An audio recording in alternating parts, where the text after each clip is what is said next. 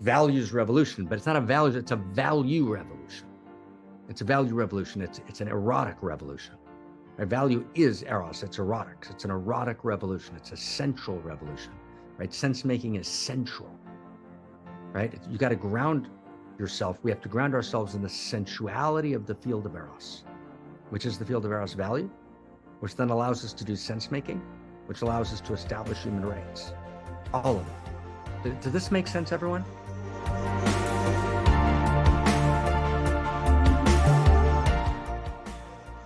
And so I want to, before we take the next step today, and we have a hugely important sacred day, I want to just take a moment to chant with you. And maybe, Christy, you'll chant with me a little bit. I've got, I think, the right setting on to allow that to happen, but maybe gently in the background. And I want to share with you a chant that Sally taught me. And we would teach each other chants from the lineages to really conclude this Sally memorial. And even when we say the words, this was a Sally memorial, it doesn't make any sense to me. Do you get what I mean by that, friends? All right, we'll find each other in the chat box. You get what I mean? Like, what does that mean? Right? What is a Sally Kempton memorial service meaning? That's so alienated. It's so distant. It's so weird, right? Sometimes the words are simple, like weird. That's weird. Sally, why are we having a memorial service for you? Right? I'm going to talk to you tonight.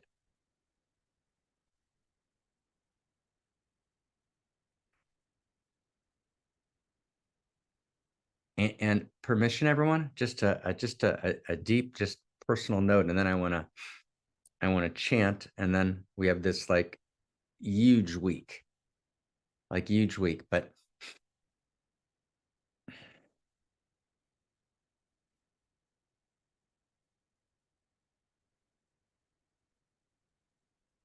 I just want to say a word about kind of contracts and covenants and conventions and post-conventions. You know, we're here on one mountain. You know, our commitment is to articulate a new story of value that allows us to be the deepest, most potent, most poignant, most true, most good, most beautiful beings that we can be, to actually evolve the source code, to evolve love itself, to evolve value itself. But all of that is taking place uniquely in the context, right, of the meta crisis, right? It's in the context of the meta crisis. It's the context of a world whose hidden story is rivalrous conflict governed by win-lose metrics, a success story, or a narrow romantic story. This separate self loves that separate self in a particular way, a narrow romantic story, or an egoic hero's journey. The hero's journey is about me and my personal transformation. That's the best that we have. And those stories don't work. Those stories are too small. They're not equal to the experience of a global community with exponential technologies, with exponential risks, in which our exterior technologies are exploding in ways that are not bound by government and not bound by law and not bound by value. And our interior technologies are impoverished beyond measure.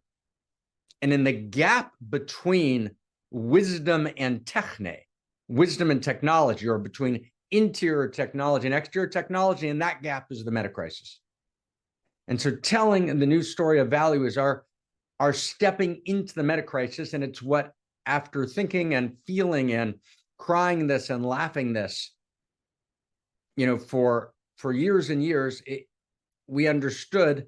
And I came to this conclusion independently. Barbara Marx Hubbard came to this conclusion independently. We came together, right? And we understood with Zach Stein, Ken Wilber, right? Lori, everyone, we started the center, we said, oh my God, we need to tell the new story of value.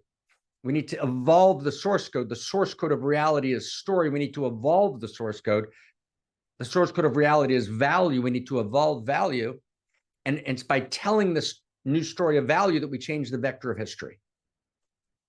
And actually, the only thing that ever changes the vector of history is a new story of value. So that's our context. If you've never been here before, I wanted you to have that context. That's what we're doing here. And every week we come together in community, in intimate communion, as a band of outrageous lovers, disguised as a think tank, disguised as a one mountain, many paths, to actually participate together in the revolutionary act of evolving the source code. And we don't do it by declaring things to be true, right? The declaration, Terry, that was our text yesterday, right? The declaration has to emerge from blood on the ground, right? We spend all of our time deep inside, contemplating, studying, practicing, right? Reading, consuming culture whole, right?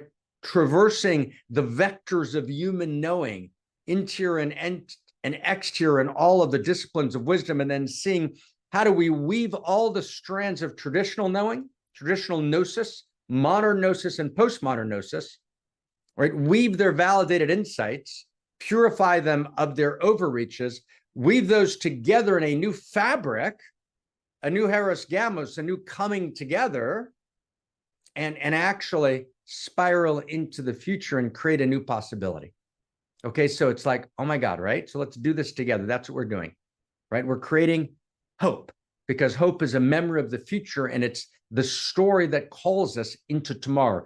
It's the story that can be the strange attractor that can change the vector of history. So that's where we are. Okay, so welcome. Welcome, welcome, welcome, welcome, welcome.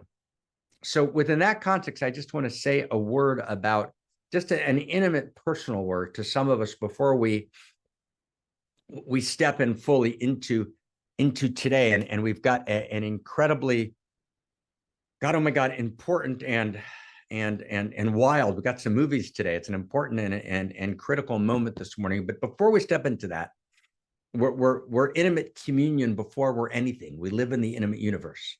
The intimate universe lives in us. So I want to feel with you, if I can, something of this moment that Sally evoked in me. And I've been talking to KK about, and some of us have been talking about it together. And I think this is relevant to a lot of people here. So I just wanted to share this with you, if I can. Is that okay, everyone? Just to step inside it, just an intimate sharing between us. Okay? So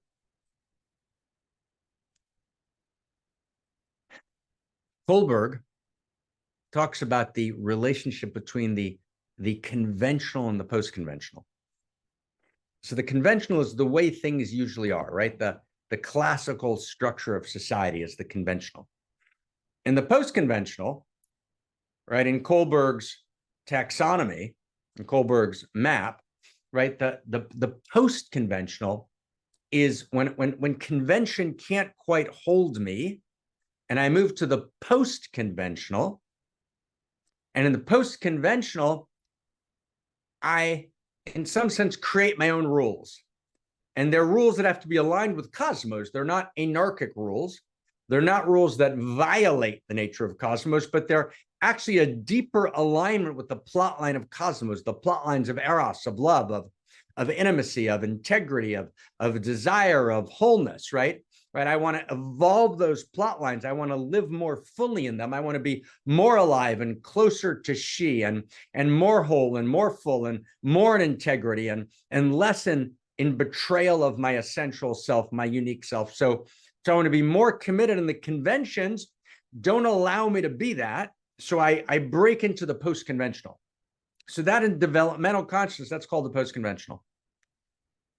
Now, often we do that in relationships. So, for example, when I say, which I've said for 20 years, when I say our love lists are too short, what I mean is we have to love more widely and more deeply than exiling our experience of commitment and love to one person who we love in a particular way for a short time, and then that somehow dies, and then we feel like we're somehow failures, and then we live our lives in this kind of quiet desperation of emptiness, waiting Godot, right? Waiting for something that happens that never happens. And then we seek to cover over, right, the doldrums of emptiness, and we become trolls in our own lives. We become side effects in our own sacred autobiographies. And we deploy all manner of pseudo-eros, all manner of acting out, all manner of superficiality, right, to cover up the lack of depth. Okay? So, oh my God, are we together? So the post-conventional is the attempt to expand our love list, to live wider, to live deeper.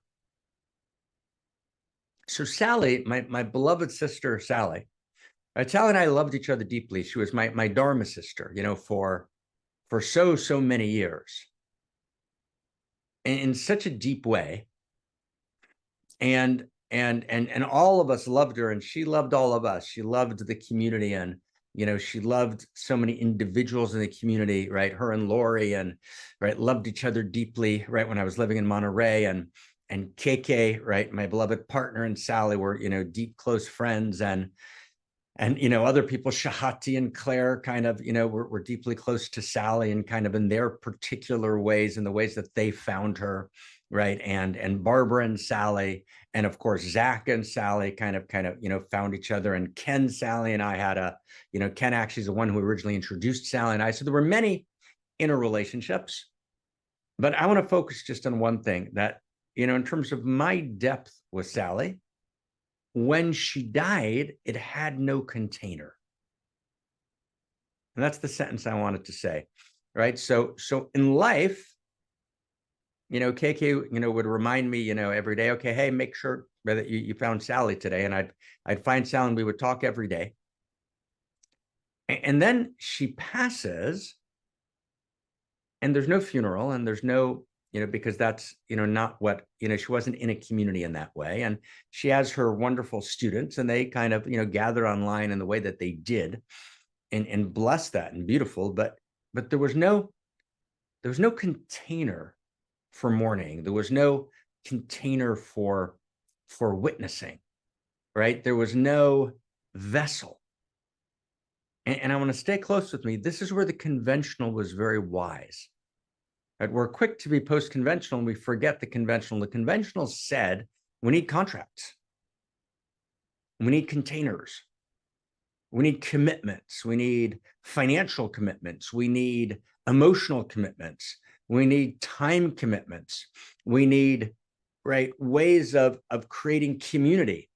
So the conventional was willing to give up depths of personal authenticity in the individual story for the sake of the broader container of the larger community over the generations. So the conventional created funerals, right? The conventional created funerals, the conventional created wills, right? The conventional created ways of transmitting. So you write a financial will, and then you write an ethical will, right? And then you write and you transmit to the next generation, right? There was a sense of, and then you have periods of mourning, and there was a way to mourn, and there was a way to rejoice, right? You know, we didn't get married with the town clerk, right, or the justice of the peace. There was a festive wedding. There was a way to celebrate, right? There was a way to witness and to be witnessed in community. We need to witness and be witnessed in our intimate communions. And I've said to people, you know, in the community, in our band of outrageous lovers, right? If you're going to love each other, find a way to make it real, right? Don't just love each other in the post-conventional, although that's beautiful and it's stunning, but find a way to root it, right? To ground it, right, in the real. And it might not look, right, the way you think it will look, but make sure it looks like something, right? Make sure it looks like something, right? Make sure that when we're post-conventional, when we're loving each other all madly, that loving madly expresses itself in concrete forms of commitment. Make sure that you invite people to be with you at your deathbed. Make sure that your resources are transmitted to the next generations in a way that's appropriate with your values. Make sure that your ethical resources, your ethical will finds the world, right? If you're in the last 15 years of your life, which some of us may be, or if you're in the first, 40 years of your life, which many of us are, whichever it is, right? Find the way to create containers around you of gathering, of loving, of writing outrageous love letters, of keeping records of your outrageous love letters, so you can, right, have a will and testament and a sacred autobiography. In other words, create not just moments of consciousness, not just moments of realization, but we actually have to create moments that are held and that are witnessed and that are committed.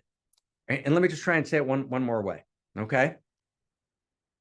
Higher levels of developmental consciousness have to transcend and include the lower levels. They have to, Hegel's phrase was they have to negate and preserve. They have to negate the limits of the lower levels, but preserve what's best about them. So the conventional understood things. The conventional understood, wow, when we die, we have to mourn. And we have to be able to cry together. And we have to be able to be witnessed in our tears. And we have to be able to transmit to the next generation.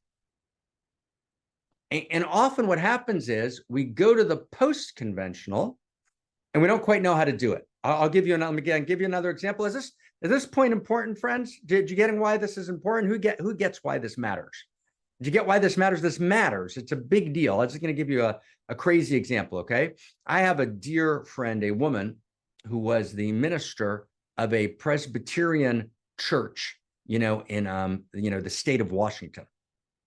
And my friend, this woman who's an incredibly great person, and no one knows who this person is, and they've moved to Europe in the meantime, but they were a terrible minister, right? They should not have been a minister. Sorry, great person, bad minister. Okay.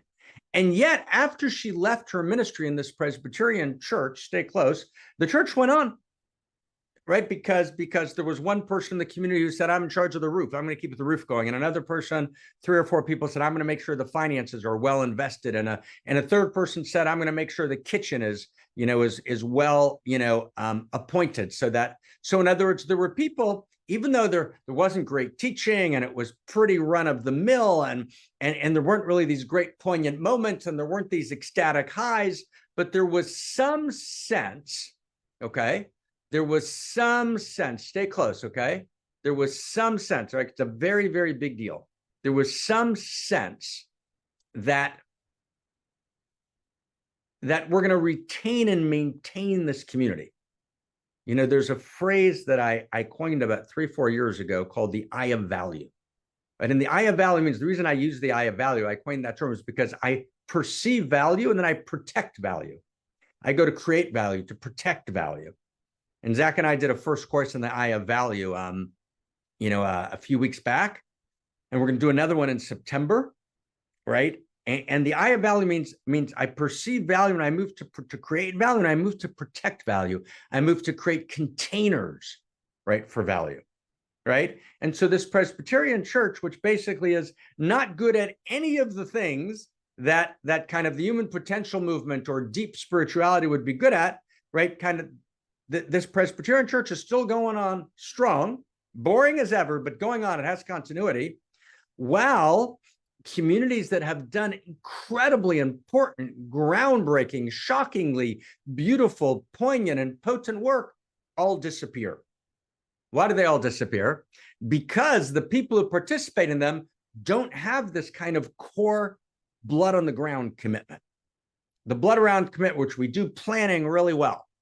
Right. And we organize things really well. And we figure out all the steps and we take care of the roof and we lay out our plans and we plan into the future and we vision our budgets and in other words, we spend money wisely, right? I mean, all those things, right, are often not done, right? That actually the participants in those more evolved communities, basically they kind of stop by for a hit, for a high, for a dose of insight, for a moment of nirvana, right? And then on we go to the next thing and to the next thing and the next podcast and the next experience and the next experience and the next experience. And we become addicts of experience.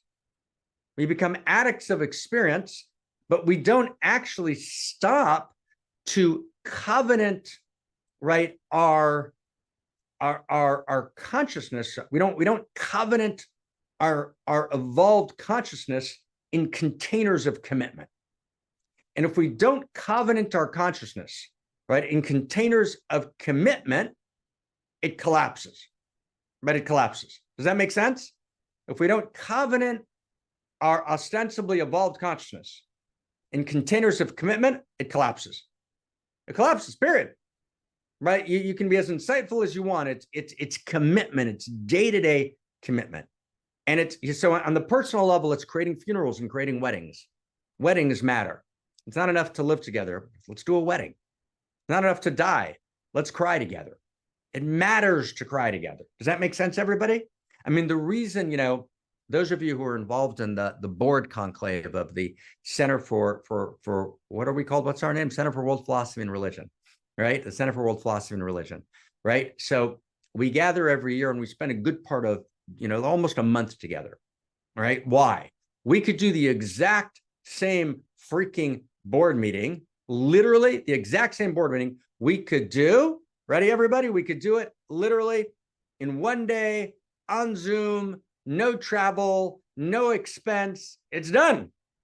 And yet we fly from around the world, right? Christina kind of comes to enact this whole world here, and people are in the kitchen and in the garden, and we're on the porch, and we spend, right, this enormous amount of time and effort, right, to be together, right? To be together, right? To be together, right? And what that means is that, and again, I want to say this is not exactly what the lower right means in integral, Kathy. Let me say why. Right. In other words, what this means is, right, when integral theory, right, talks about the lower right, it means about the stress. So it means, let's say, if you want to get healthy, you need to have the right interior attitude. You need the right doctor. Interior attitude is kind of your deep interior. Your doctor is your relationship, right?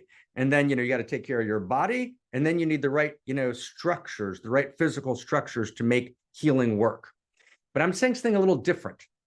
I'm saying even when you don't need, right? In other words, the work of a board we could get done very efficiently in terms of all the structures we could get done on Zoom. So the reason we're doing it and the reason we're coming together is because there's a hidden quality that's not necessarily recognized that has immeasurable value. And it's not actually a lower right value. It's not a structural value. If anything, right, it's if someone invoked, my dear friend Kathy invoked integral, right? It's a left quadrant value, right? It's the interior space of consciousness, right? But both of the individual, right? But it's, again, it's a hidden value, right? In other words, sometimes when we give it a name, we can't feel it anymore. I want to feel it. I want to feel it, right? Right? Feel it with me, right? Feel it with me. Don't categorize it, right? Feel it, right? Right? The feeling of it is, right, is that we're in community and we're celebrating together on the one hand, right? We're committed to the structures, right? On the other hand, we're constantly going through our personal transformation on the third hand, right? And all of that is necessary. And without any part of it, it doesn't work, right? So what happens is the conventional gets the structures really well, right? The cultural structures, and right, what Kathy was referring to is the lower right, meaning the physical structures, right? We need all of it. To be post-conventional, I've got to include the best of the conventional, and then go to the post-conventional. But the post-conventional is, and that's why I didn't want to go into the quadrants. The post-conventional is something else. The post-conventional is, it's the place. That's what I wanted to focus on. That's the post-conventional is the place where we break the rules and create a new reality. And so in a certain sense, we break out of all of the classical quadrants of reality. We're creating something entirely new, right? This new emergent, this dramatic new emergent. So when we create a dramatic new emergent that's post-conventional, that's creating a new world, that's creating a new story of value, that's creating a new possibility, we need everything at play. Okay. Okay. Does that help everybody? Does that help? So in some sense, Sally's passing, kind of made that clear to me, right? Sally's passing made that clear to me in a kind of deep way, right? There's like, all through the last, couple of weeks, Kik and I, would say to each other, like, where's Sally? Like, we were just like deeply aware, but I was studying with my dear friend, Kathy Brownback, and we were working together on her book, which is going to be awesome. And we said, Sally always wanted to read that book, right? Sally was always excited. She was waiting for Kathy's book to be done, right? To kind of finally read this book. And my God, she's not here. Right. And so what's missing? What's missing is, wow, I felt like when she died, we didn't have the container of mourning. Right. We didn't have the container of mourning that could create the next stage of transmission. Right. Does that make sense? So that's what we're trying to do with the memorial service. This was all a way of trying to give a little bit of a footnote to the beautiful Dharma recapitulation, right, by Teheli of the memorial service. In other words, our memorial service, we're not creating it as this kind of, it's not a noun. Is that a good way to say it, my friends? It's not a noun. The memorial service is not a noun, it's a verb. Maybe that's the best way to say it. It's not a noun, it's a verb, right? We want the memorial service to be a container of mourning, of tears and of laughter and of delight.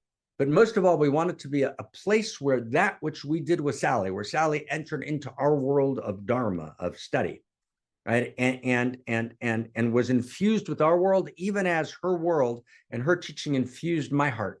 And we synergized in different places and brought it together, right? So that every year we'll go into a different dimension of that teaching, right? That's actually not being shared really in the world, and try and animate it and make it come alive and transmit it. And so that phrase memorial service, which is kind of so painful, right? That painful phrase, right? We want to kind of rip open that phrase and say, this is a living memory that's alive. That's a hope of the future. That's a new possibility. We want to be birthing possibility, birthing continuity, right? A kind of living, right, arousal where Sally lives with us and we live with her.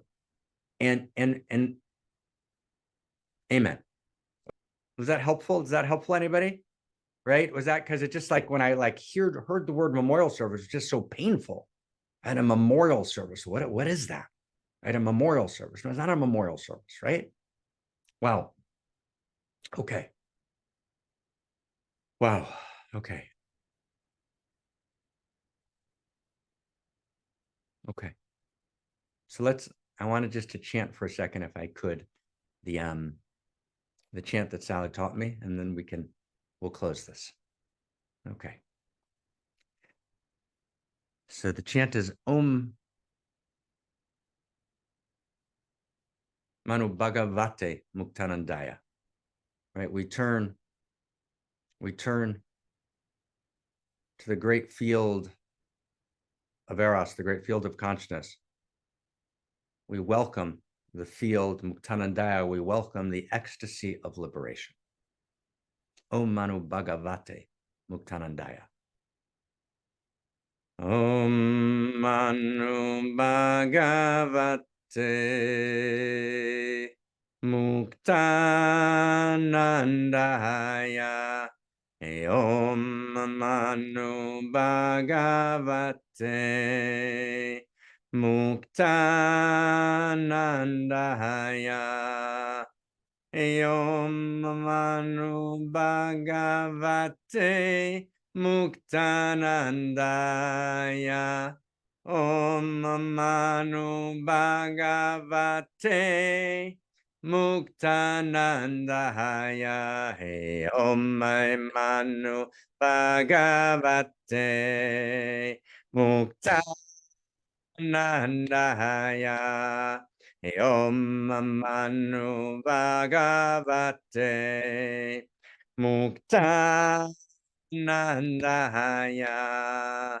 Om Manu Bhagavate Muktanandaya. Om Manu Bhagavate Muktanandaya. Om Manu Bhagavate Muktanandaya. Om Manu Bhagavate Muktanandaya. Om Manu Bhagavate Muktanandaya. Om Manu Bhagavate Muktanandaya. Om Manu Bhagavate Muktanandaya. Om Manu Bhagavate Muktanandaya.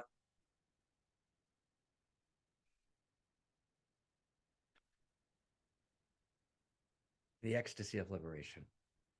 Yeah, Om Manu Bhagavate Muktanandaya. Right? Blessings on the ecstasy of liberation. And by the way, that chant sounds much better when I'm not chanting it. Okay, so it's a beautiful chant that belonged to Muktananda, which was Sally's teacher, right? Blessings on the ecstasy of liberation. Okay, are we ready to go?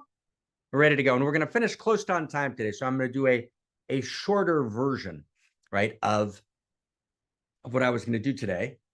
But I want to, with permission, I want to try and talk about one idea, okay? We'll talk about one idea.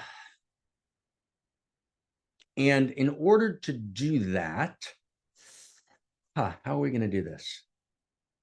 Gosh and golly and gee whiz. David, give us a code, brother. Give us a code. Let's see David's going to give us a code. And then we're going to step in. David. I want to see what sweater David's wearing today. Is he wearing a sweater today? It's summertime. Yeah, okay. There he goes. He's sweaterless. Take us inside, David. Sweaterless. All right, here's this week's evolutionary love code. Are you excited? I am excited for value right here. Oh, God, David is excited. Oh, my God. We're excited for David. Take us inside, brother. Value is real. Value creates rights. Without value, there are no rights. Value is disclosed in the recognition that there are desired qualities of reality, qualities backed by the universe, which are better than others whose manifestation is desired by reality itself. Value is the script of desire which discloses reality's ought. Value is the yes of the cosmos. Back to you, Dr. Marc. Yes. So like, right? So like, oh my God, right? So it's a big, huge code, right? Value's real. Value creates rights. Without value, there are no rights. Value is disclosed in the recognition that there are desired qualities of reality, qualities backed by the universe, which are better than other qualities, whose manifestation is desired by reality itself. Does everyone get what a big deal that is? That is a sentence describing what value already is. Thank you, David. What is value?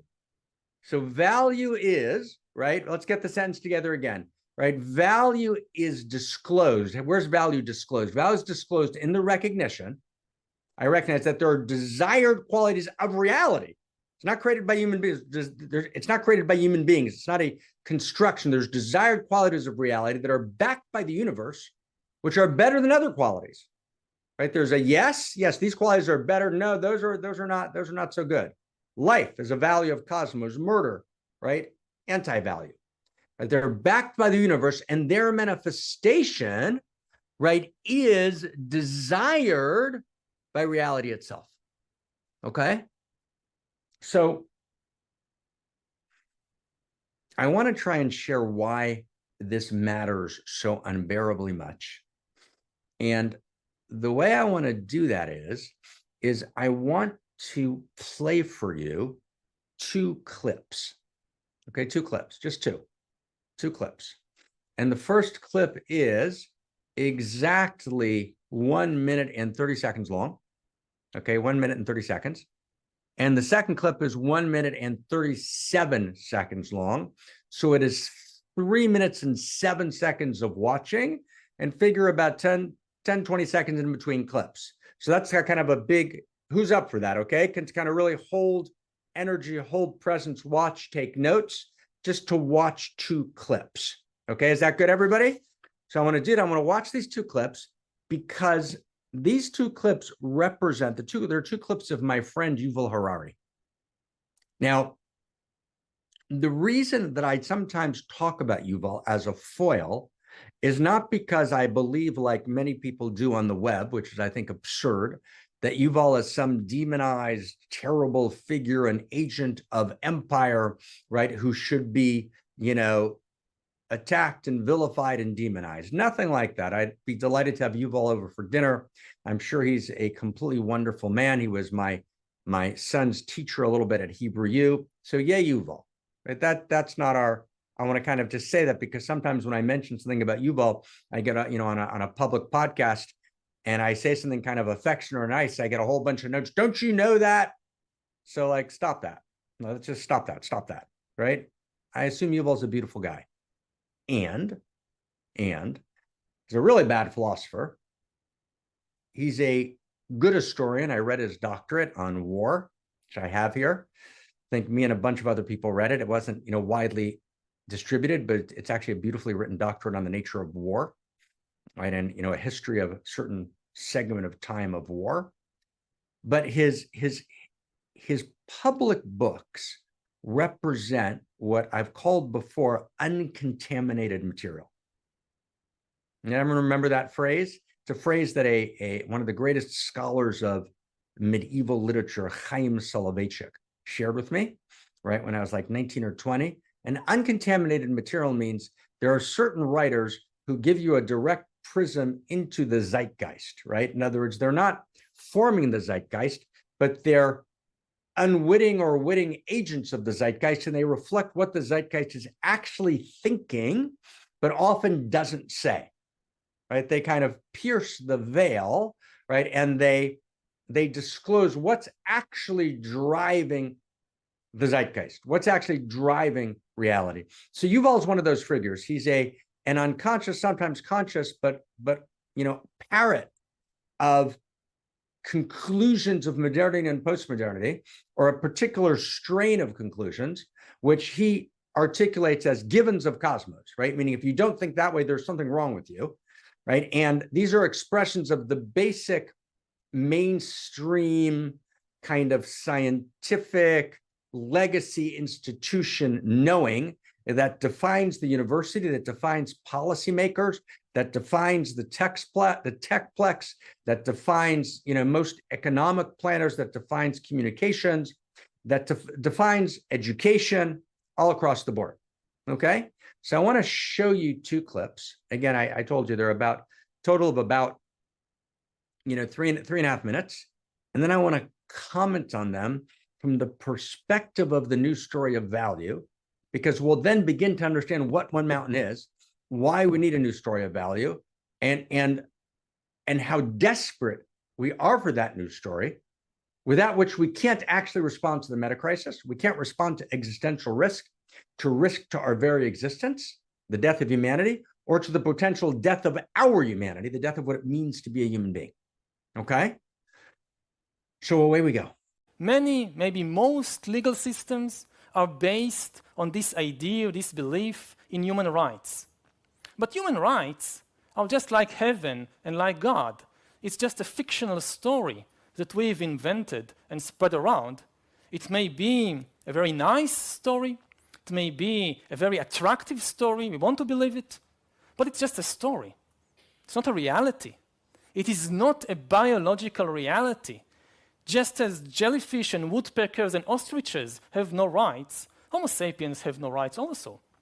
Take a human, cut him open, look inside, you find their blood, and you find the heart and lungs and kidneys, but you don't find there any rights. The only place you find rights is in the fictional stories that humans have invented and spread around.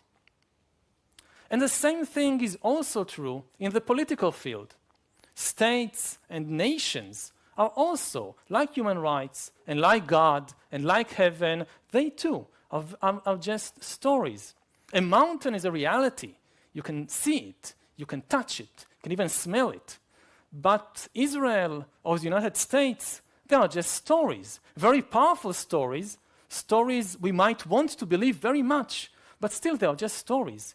You can't really see the United States. You cannot touch it. You cannot smell it.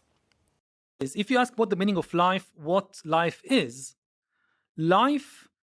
feeling things, having sensations, emotions, and reacting to them. Mm-hmm. When you feel something good, something pleasant, you want more out of it. You want more of it.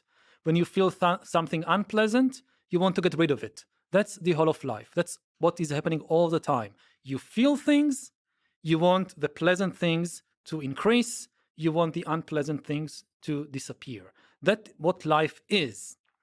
If you ask what is the meaning of life in a more kind of philosophical or spiritual question, the real question to ask, what kind of answer do you expect? Most people expect a story. And that's always the wrong answer. Most people expect that the answer to the question, what is the meaning of life, will be a story, like a big drama, that this is the plot line, and this is your role in the story, this is what you have to do, this is your line in the big play. You say your line, you do your thing, that's the thing. And this is human imagination. This is fantasy. To really understand life, life is not a story. The universe does not function like a story. So I think to really understand life, you need to observe it directly in a non-verbal way. Don't turn it into a story. Let's take a look at this, okay?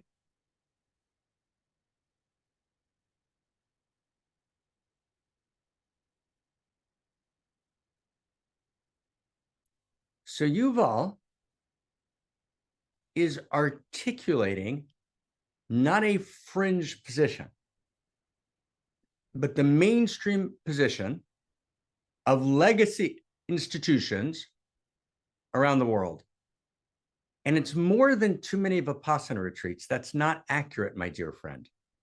Yuval's actually reflecting the academic consensus on value, right, on the nature of reality that lives in the legacy institutions that define policy and reality, right? It's a big deal.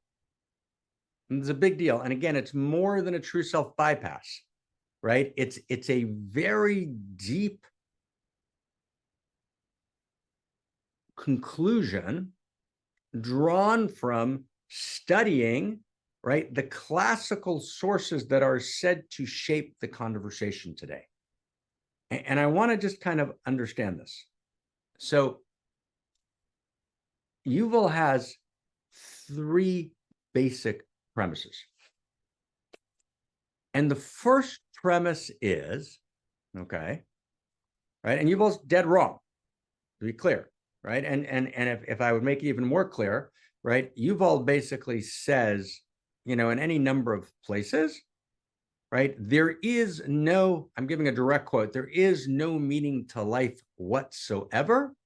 Any claim that there's a meaning to life is an illusion, right? If human subjectivity would be lost from the planet, nothing would be lost. Meaning if human subjectivity, meaning the interior experience of human beings and our entire experience of value in living would be lost from the planet, there would be no actual loss. Nothing would be missing because meaning is made up. It's not true. Any sense that there's a meaning to life itself is a pure illusion. That's a big deal.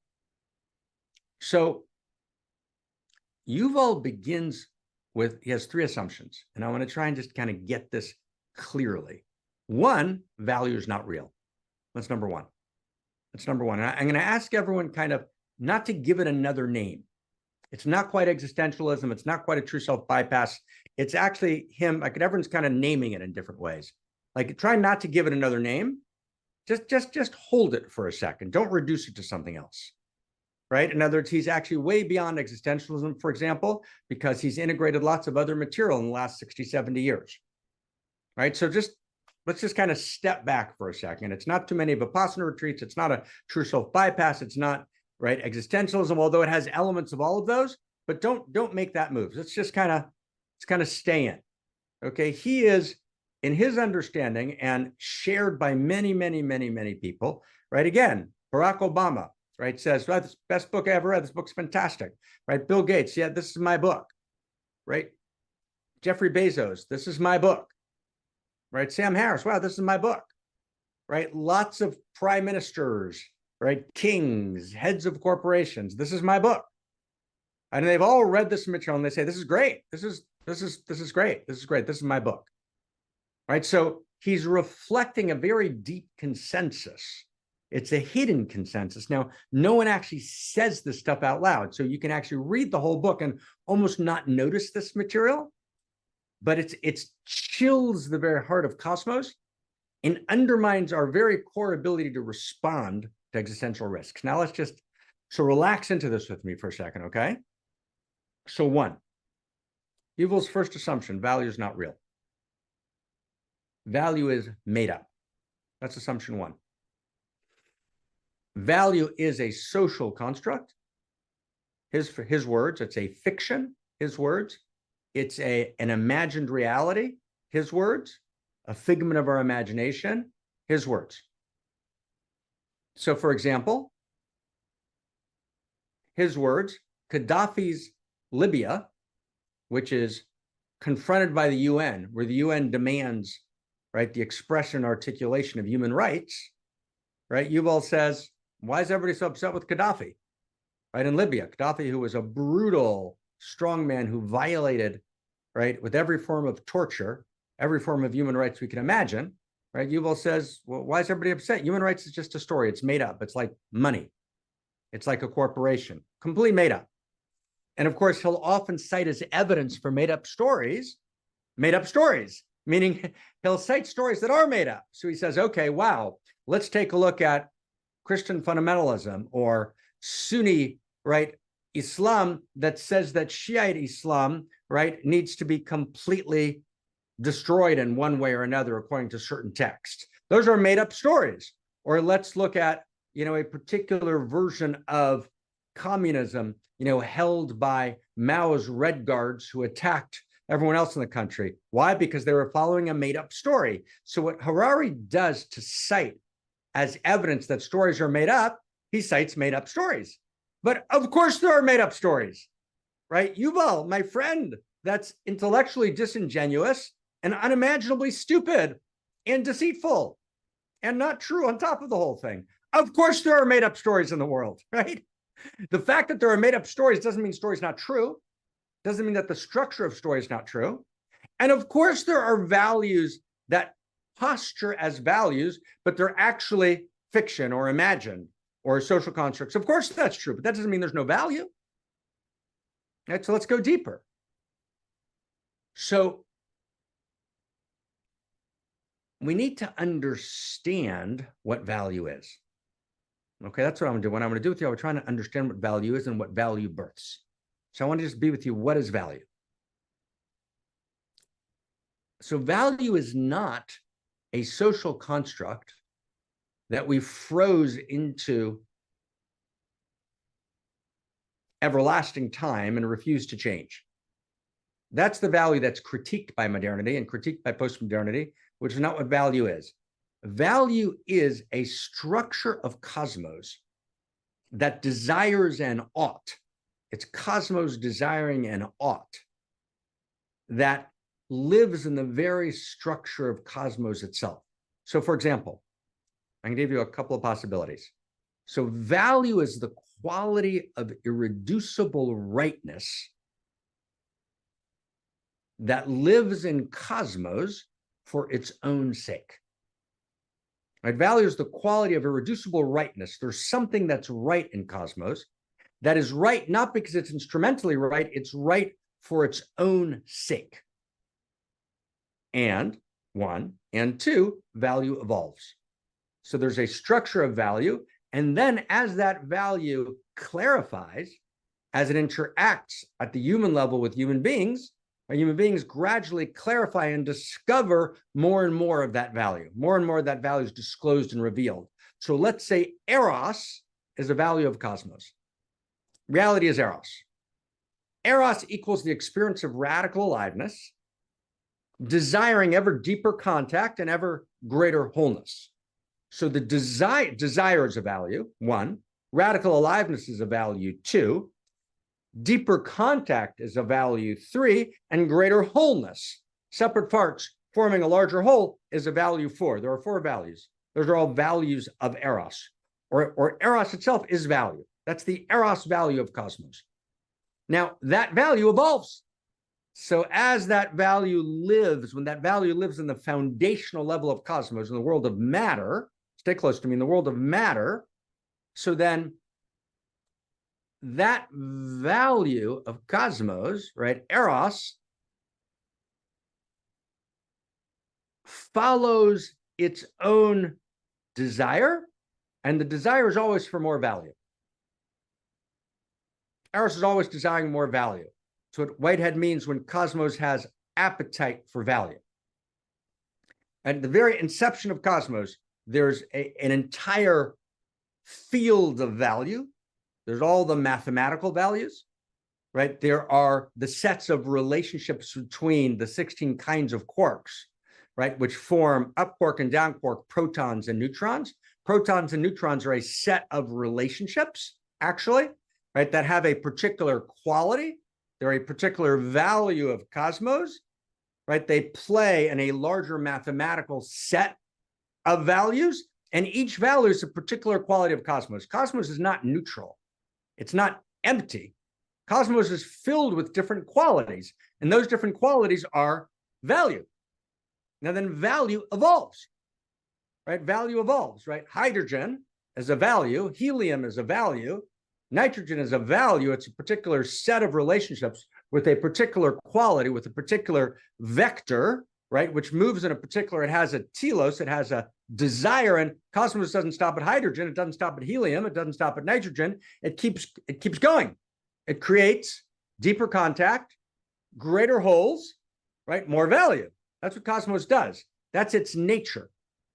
Then as this value unfolds, it discloses more and more clearly. This Eros discloses more and more clearly. We go through all the world of matter, and we get into life, and we get into human life, and gradually Eros discloses as conscious loving, conscious caring, different qualities, following each other, loving each other, holding each other. But the configuration of relationships and of holding between different parts, right, different values that hold each other and form larger wholes, that lives all the way down in cosmos. That's a feature of reality. Let me say it another way. Value is the aspirational ought that's backed by the universe. Or value is an intrinsic ought which allures reality. Value is an intrinsic ought that allures reality towards its next level of fulfillment, of depth, and of wholeness. In other words, value is the meaning structure of reality. That's what value means. Or value is the meaning and aspirational need and desire of reality, right? Value is the aspirational need and desire of reality. So now stay close with me, okay? So value actually has these two dimensions. One is value is the very space in which the entire manifest world arises, right? And as the entire manifest world arises in a field of value. So value is the space in which everything arises. That's one quality of value. Value is the space in which everything arises. That's the quality of value, which is the quality of being. But then there's another quality of value, that's the quality of becoming. So that's not just the space in which all of reality arises. Value is the need and desire of cosmos, right? Cosmos has needs, cosmos has desires, and the need and desire of cosmos is value. Or you could say it like this. I'll give you an equation, okay, which actually covers the sciences very, very beautifully. So evolution is love in action, or eros, value in action, in response to need, right? Evolution is love in action in response to need. So need generates more contact and new levels of wholeness. So there's a need that early elements have to evolve, to deepen, to create deeper intimacies, to create deeper configurations of relationship. Evolution is this progressive deepening of intimacies, this progressive deepening of sets of relationships, of love, of holding, of embrace, of new wholeness between parts. That's what evolution is. That's its nature. Or evolution is love in action in response to desire. So need and desire disclose value. Does everyone get that sentence? Who gets that sentence? Let me go to the chat box. Who gets that sentence? Need and desire, right, disclose value. Does that make sense? Need and desire disclose value. So there's two qualities of value. One is value as being. That's the space in which everything arises, right? Everything arises, right, in the space of value. So value is not hard to find. Value is impossible to avoid.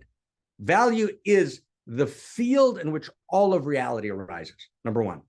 And that begins with mathematical values and begins with subatomic particles, right? And it's value that drives, it's the desire for more value. So for example, life is a value.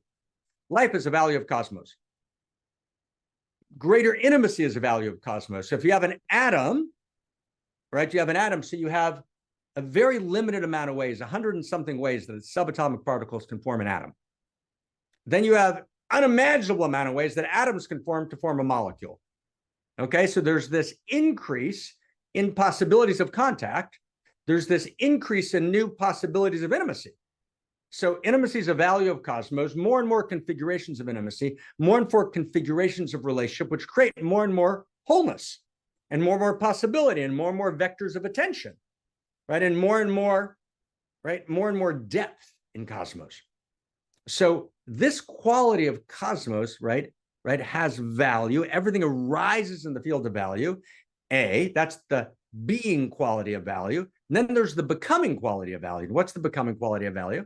The becoming quality of value is that value evolves. Value is not static. How does value evolve? Because cosmos desires more value. So cosmos has needs and desires. I need and I desire. Need and desire creates more value. That's what generates cosmos.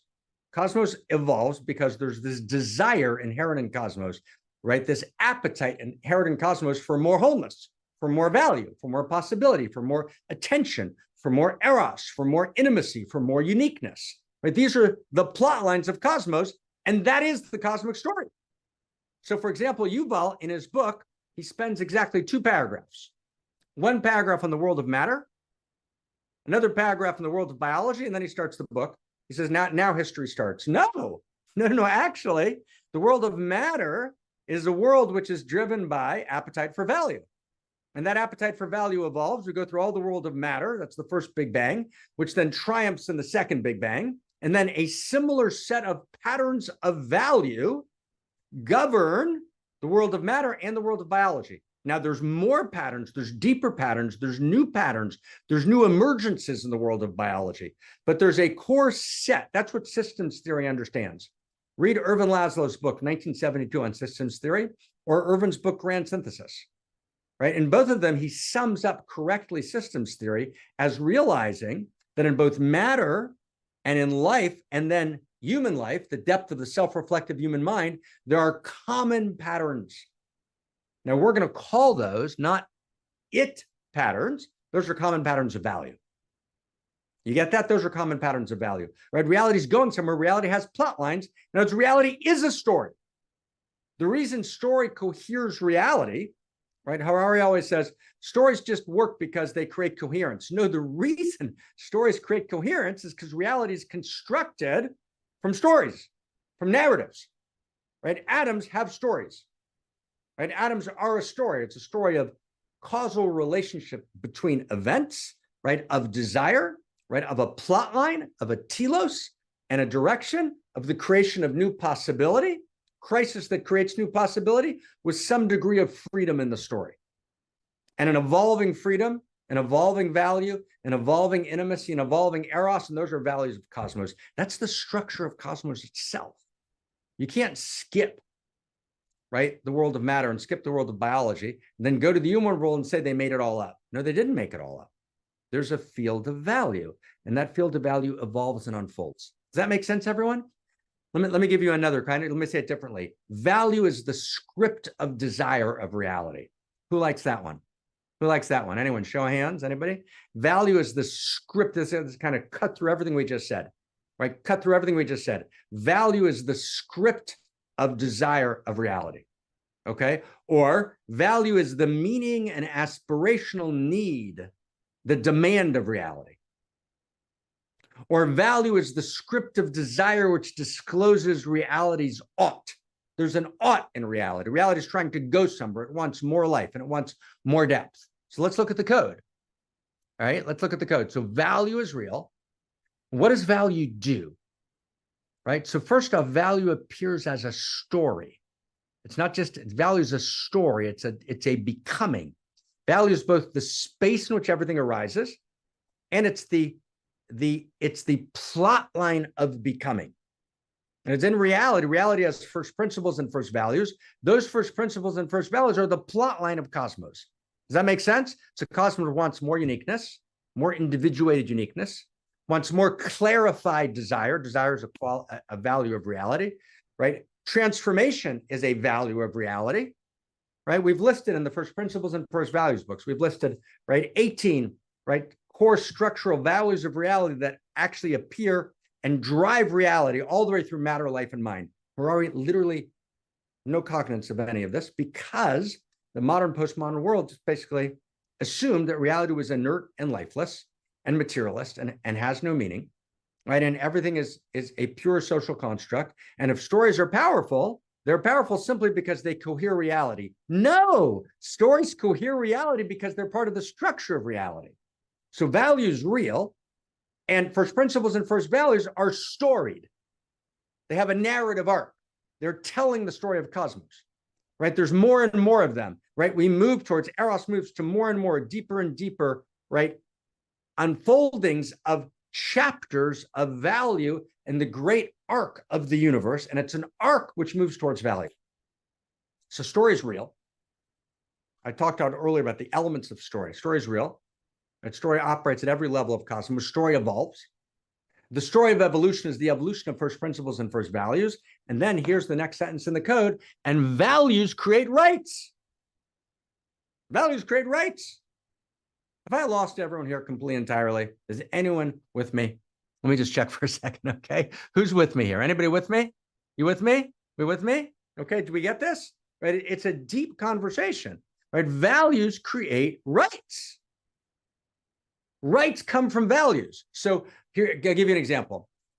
Let's say, right? Now, what's a value? Again, what's a value? Do this with me, friends. What's a value? Value means need and desire. Need and desire create value. Clarified need and desire create clarified value. Fair? Okay. So life is a value. What do I need to have life? I need food, right? So nourishment, feeding someone, that's a value, right? Sustaining life, value, right? That's a need. Right? I desire, what else? I need and desire food. I need and desire oxygen. Oxygen is a value. Okay. So do I have a right to air and a right to food? Yes. Why do I have a right to air and a right to food? Because I need them, because I desire them. Does that make sense? As I need and desire food. So I have a right to desire and food. Does that make sense? Now go slow. Go slow, and let's deepen it for a second. So let's say that uniqueness is a value. Huh. So now I have a right to foster my uniqueness. Let's say communion is a value. Now I have a right to create communion, relationship, right? Let's say desire is a value. So now I have a right to desire. Does that make sense, everyone? Right? In other words, value creates rights. So if there's a value of freedom, choice, there's some degree of freedom. Right? In other words, life is not mechanistic. The fact that we talk to each other, when we talk to each other, there's an implied experience of freedom, which is what creates aliveness between us. Without that, there'd be like an anti-life, a deadness. So there's an implicit sense of aliveness, right, in cosmos, right? Life demands a dimension of freedom, or you have a mechanistic universe. You don't have a story, you have a mechanical manual. So freedom is a value of cosmos, right? So if freedom's a value of cosmos, then I have a right to freedom. And that right evolves. There's freedom at the subatomic level, which is very it's a wisp, right, of freedom. And then there's greater freedom, beginnings of greater freedom as we go up the evolutionary chain from biology, right, to the depth of self-reflective human mind. And as I deepen at each level, I get more and more freedom. Does that make sense, everyone? So now you get why this all matters, because you see, if you don't have this, then what do you have? You have my friend Yuval, who gets up and says, human rights is just a story, and all stories are made up. And don't go to stories. Stories aren't real.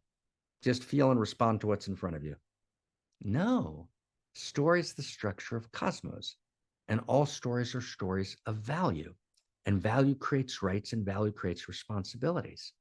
But the second I say there's no field of value, then there's no rights. Then there's no human rights. Then love's not real. They don't have a right to be alive. They don't have a right to life itself, because there is no value. It's all a coincidence of a meaningless cosmos. Now, let me ask you a question. Do you think we have a batch chance in hell in responding to a meta crisis in a way that's profoundly human, profoundly filled with love, profoundly compassionate, right? Profoundly dignified as we move into crises of resources, right? If we can't even establish that life's a value, or that value is real, that any story of value is real, right? Yuval's actually right in what he says in terms of its implicit assumption, meaning he says human rights aren't real. Why is he saying human rights aren't real? He's saying human rights aren't real because he says story's not real, and value's not real, and stories of value aren't real. And since value discloses rights, and there's no value, so there are no rights. Wow. Does that matter? That matters beyond imagination. If we don't go back and ground the cosmos in a field of value, then love's not real. Then life's not a real value. Then goodness is not a real value. Then truth is not a real value. Then beauty is not a real value. If truth is not a real value, then the information ecology collapses. If life's not a real value, then we'll sacrifice huge swaths of life, as Thanos did, right, in the Avengers movie, right, in order to save the rest of the earth. We'll kill half of the earth, or kill the whole earth. Just do a reset on the whole thing and just leave a bunch of tech billionaires in bunkers, right, as was described by a number of writers. Like, that's actually what's happening today. If we don't actually ground cosmos in a field of value, which means we have to revision value theory, right, clearly and accurately. That's what we're starting to do in First Principles and First Values. And I want to ask you to read it and comment on it, right, as we're now kind of going to the next step and beginning to write the next step of the David J. Temple values revolution. But it's not a values, it's a value revolution. It's a value revolution. It's an erotic revolution. Right? Value is Eros. It's erotic. It's an erotic revolution. It's a sensual revolution, right? Sense making is sensual, right? You got to ground yourself. We have to ground ourselves in the sensuality of the field of Eros, which is the field of Eros value, which then allows us to do sense making, which allows us to establish human rights. All of it. Does this make sense, everyone? Right? When you listen to Yuval talk, you're like, did he really just say that? Kind of scary. No, but it's not scary. It's a given. And without this recognition of the field of value, without being able to define value, right? To basically say value is, I'll give you another sentence. Okay, here, ready? Value is reality's script of need and desire, which discloses the ought of the universe. Has anyone aroused? You should be aroused. This is arousing. Okay. Right? Value is reality's script of need and desire, which discloses the ought of the universe. Right? That's arousing. Let me say it again. Value is reality's script of need and desire, which discloses the ought of the universe.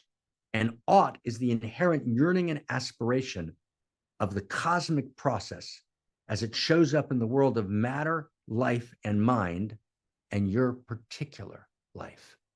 Okay, does that make sense? Does that make sense? Like, wow. Let me just give you one more, okay? Value is the script of need and desire that's backed by the universe. Okay? You want another one? Who wants another one? First principles and first values are the plot lines of the intimate universe. Okay? Clarified desire discloses authentic value. I'm just giving you different ways to say this. Okay? Different ways to say this. Right? Value is disclosed in the recognition that there are desired qualities of reality, qualities backed by the universe. That's today's code.